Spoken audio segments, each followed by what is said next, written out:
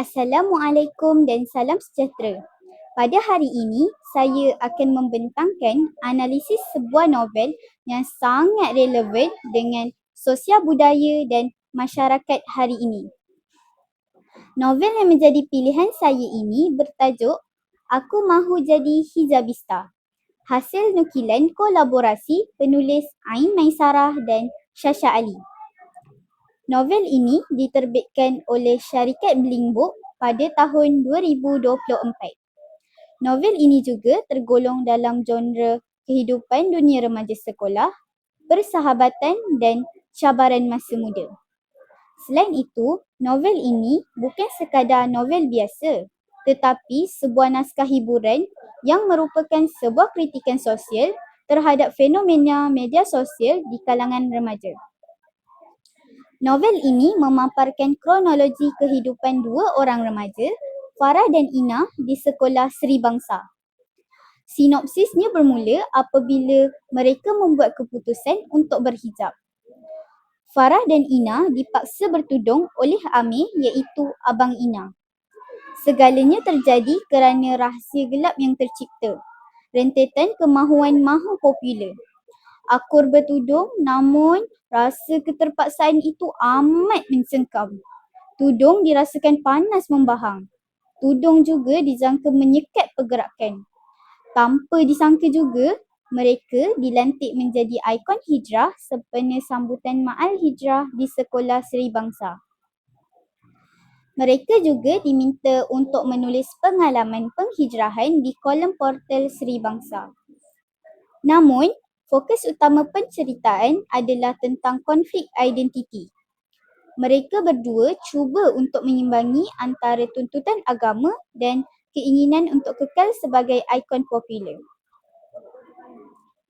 Plot ceritanya berkembang apabila mereka berdua terjebak dalam persaingan fashion yang melampau demi meraih pengikut di media sosial.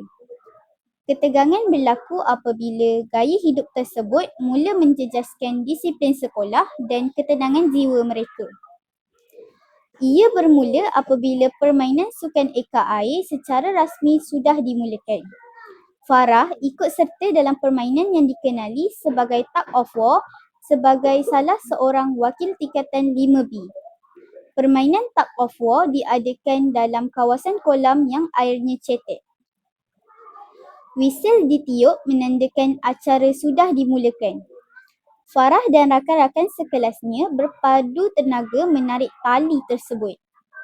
Cikgu Hazizi selaku kelas tingkatan 5B cuba memberikan kata-kata perangsang yang kedengarannya terlebih garang. Tarik saja tudung dia. Tiba-tiba, laungan tersebut menjadi kuat kerana disambut oleh beberapa suara yang lain. Rupa-rupanya, The Wanna Babes cuba mengapi-apikan Tasha yang berada di hadapan sekali bagi kumpulan 5D. Terus sahaja tanpa amaran, dia menarik tudung Farah. Harapannya mahu membuatkan Farah hilang fokus. Situasi yang sepatutnya memalukan itu menjadi kurang terkesan bagi Farah. Malam itu dalam keadaan keletihan menghabiskan sehari suntuk di taman tema air Sunway Lagoon, masih ada antara pelajar yang memuat naik gambar ke dalam media sosial. Malah, gambar Farah dan Ina yang rancak bersukan eka juga tidak terkecuali. Banyak komen yang mengatakan Farah nampak kelakar dengan aksi mukanya yang bersungguh-sungguh untuk mengalahkan pihak sehingga tudungnya terlucut. Farah dan Ina ketawa terbahak-bahak melihat aksi mereka sendiri. Tiba-tiba, notifikasi baru bertalu-talu masuk, menandakan ada lagi gambar Ina yang dibuat naik. Ina menepuk dahinya apabila melihat gambarnya memanjat belakang Dola Sarip yang bertubuh besar. Ina, cepat!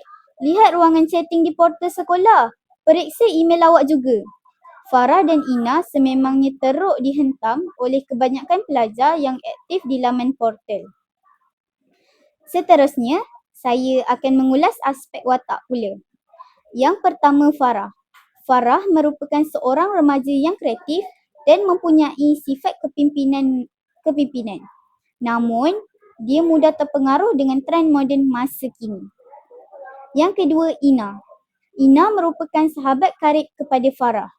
Beliau mula menunjukkan sifat aslinya apabila melihat sahabat karibnya membuat kesilapan. Yang terakhir ialah Shasha. Shasha merupakan pencabar utama yang mewakili unsur persaingan.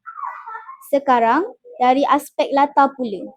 Lokasi dominan ialah sekolah Sri Bangsa, sebuah sekolah yang melambangkan persekitaran sosial remaja bandar. Selain itu, butik-butik pakaian dan ruang cyber turut menjadi tempat yang kritikal. Latar masa berlatarkan era kontemporari di mana teknologi maklumat dan budaya menjadi sebahagian daripada gaya hidup seharian. Latar masyarakat. Masyarakat remaja yang mementingkan penampilan dan yang terdedah kepada pengaruh media sosial. Tema utama cerita ini ialah gaya hidup remaja muslimah yang moden tetapi tetap menjaga syariat agama. Nilai murni yang dapat kita pelajari ialah sabar dalam menghadapi sebarang ujian, mudah memaafkan dan sentiasa berusaha. Pengajaran yang boleh kita ambil ialah kecantikan sebenar datang daripada kepribadian yang mulia, bukan hanya pada penampilan luaran sahaja. Bahagian yang paling menarik bagi saya apabila Farah dan Ina mula terbuka hati untuk bertudung kerana Tuhan dan bukan kerana dipaksa. Saya sangat suka buku ini kerana jalan ceritanya yang menarik dan ayat yang digunakan penulis mudah difahami. Sebagai penutup, saya berpendapat novel Aku Mahu Jadi Hijabista ini antara sebuah novel yang berjaya menyatukan elemen didik hibur. Oleh itu, saya menyarankan rakan-rakan untuk membaca novel ini bukan sekadar untuk hiburan, tetapi untuk mengambil iktibar daripada setiap babak yang diceritakan. Sekian sahaja pembentangan saya. Terima kasih.